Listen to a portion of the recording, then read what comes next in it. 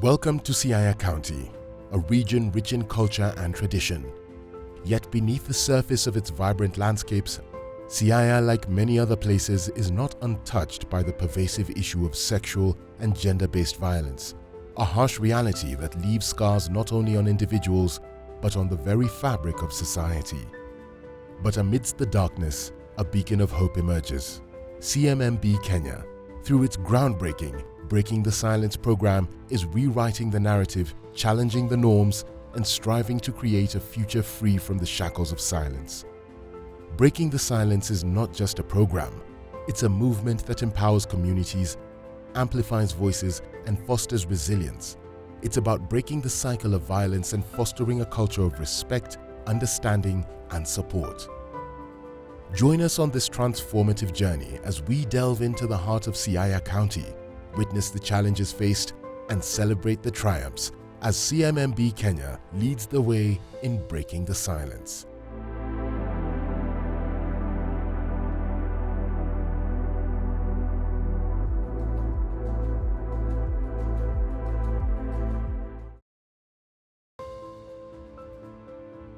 My father died when I was 3 months old. Then my mother decided to get married elsewhere. She also passed away when I was 15 years. Life began to change after the death of my mother. I was living with my grandparents. I was going through physical and emotional violence. Siaya County is among the counties in the country that has recorded a high number of SGBV cases, sexual gender-based violence cases. In the recent past, we have seen exponential increase of cases, especially in the Game Sub-County where we work. 60% of the cases in Siaya law courts are SGBV-related cases.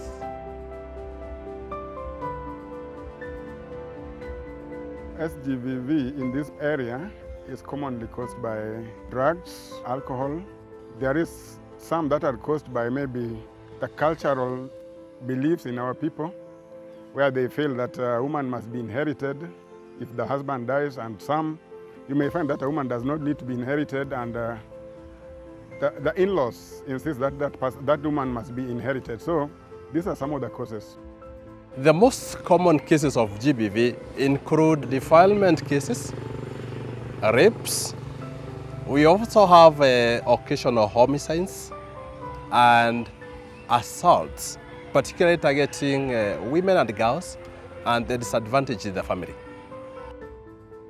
At 16 years, I met a boy who forced me that if he had to help me, he must sleep with me. Then the boy violated me sexually and broke my virginity, and I got pregnant. As Breaking the Silence project, we came up with 4 interventions. So the first intervention we came up with was safety and security of the survivors. Under safety and security survivors, we have constructed a child protection unit and a gender desk at Yala Police Station. Our CPU here acts as a rescue center. The moment we get, for instance, a child that is being defiled, it's easier to remove such child from the family and rescue this child in our CPU, as opposed to having, say, a family member being ejected from that home. One day, my uncle came home. He just broke into the house, started beating me. He told me to get out of his sight. I go look for where to live. I'm no longer their relative. Their relative was my mom, and my mom has died and buried. The former gender desk was a shed where survivors were paraded, didn't have dignity. Now we have constructed a modern gender desk where there is confidentiality, privacy, and the police working there are in civilian. The gender desk officers are officers that are specially trained, not just from the side of the police, but we've had some enrichment from CMMB itself.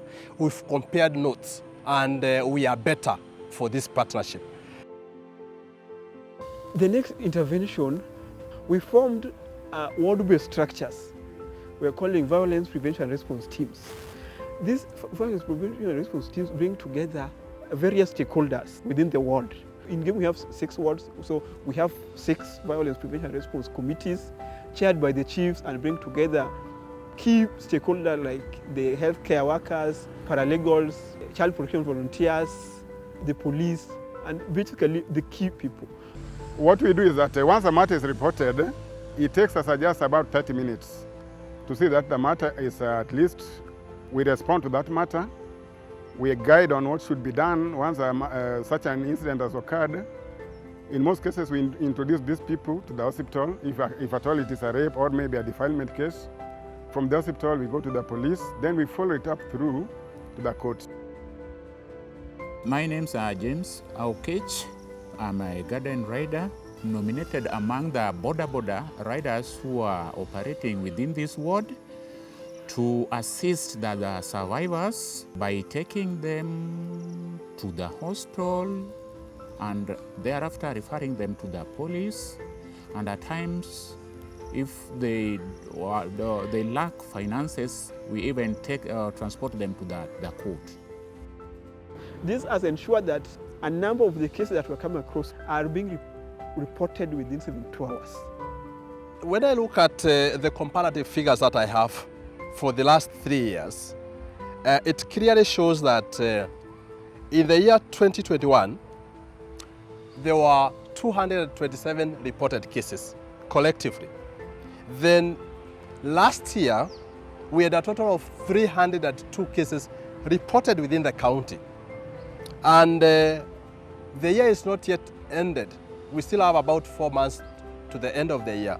But you're already receiving 332 cases. So comparatively, we are able to see that these numbers are rising. But we also need to attribute such rises to particularly what the community is going through. We have a lot of sensitization issues, thereby raising the level of awareness. People are ready to come out and express themselves and not hush these cases wherever and whenever they happen. The third intervention was the psychosocial support. There's need for psychosocial counseling to the survivors because after a traumatic event, they lose hope in life, some become suicidal, some think that they are the reason why the issues were done to them. Through the counselors, I was being encouraged, I was being advised on how I can live. I continued attending and I found that I was supported. We meet in a safe place where all the survivors can come. Like for now, we meet in a church near Nyawara. That is a place where we chose because it's central where all our survivors can come. Then the individual counseling sessions, we normally involve the client to choose the place where they feel comfortable in, where we can meet them and do the counseling sessions. We have even trained them on voluntary saving and loaning so that they can start building themselves economically. And we have provided seed capital to them to start off the table banking. Most of them depend on the significant others for support, and this has also made them to be prone to the violence that they face. With the funding that has been given, they are going to boost their businesses and get something from those businesses, and this will make them be independent, and this is going to reduce the rates of violence in the homes. The last intervention we are doing is on operational research. We want to understand why there are so many issues of even these cases, incidents. Why are they even more of incest? What is propelling this? Is it that the reporting rate has increased, or is it because the cases are just many? This project has done a lot. One of the greatest impacts is awareness. I think that's the greatest impact, that a majority of people are aware of the referral pathway for SGBV. So they are aware that if my child is defined or facing domestic violence, then this is the process. We have been supported by the CMMB, whom have been offering us the legal aid clinics. This one has also been going around the ward, that is West Game Ward. We visit various places, they bring us the lawyers, they bring us the counselors. We go to churches, we meet in our public barazas. So people around this ward has been aware of what they need to do as concerns their right, in case they are affected in one way or another. Another impact is the reporting. We have seen increased reporting of cases. People are not keeping quiet. Our office currently has become a small reporting place. We have seen people walk in, survivors just walk in to report. Reporting even things that should be reported to the police, they come to our office, then we refer them. I look at it as a success when we have more people coming up, because what you are generating here is an open society where they are able to talk about crimes, they are able to talk about evils, and they are able to highlight issues SGBV. Number three, we have seen stakeholders coming together. We have basically built synergy. This project has built synergy among the stakeholders. We have seen the police, everyone is coming together to address this issue. Yeah, the project has realized great impact, but there is still gaps. These gaps include the cultural aspects of the communities we serve.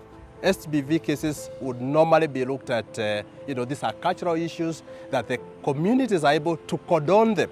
We have to discard those traditional attitudes and leanings and focus on something positive.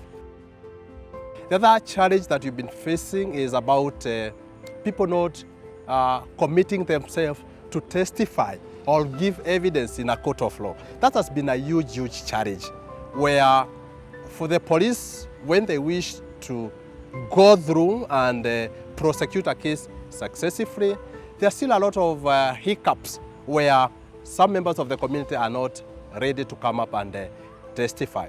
The other issue that I look at as a challenge in SGBV is some of these crimes are perpetrated within a family setup. So when a crime has happened, families are able to, at some point, regroup, so to speak, and they would want to have these cases, dealt with from that traditional setup, instead of them being prosecuted through the court of law. I think those are some of the major challenges that we are facing. Another challenge is the voice of the top leadership of the community, the political voice, basically the professional voice, so the voice of the key leaders in the community. Because you realize that apart from the chiefs and the ward level people, there's a gap. Other youths outside there who are going through gender-based violence, I can just encourage them that they continue to reach the support system and get help. Let them not be discouraged. Their life shall just be well. The future is very bright for this community, for CMMB, and the team and stakeholders will continue breaking silence.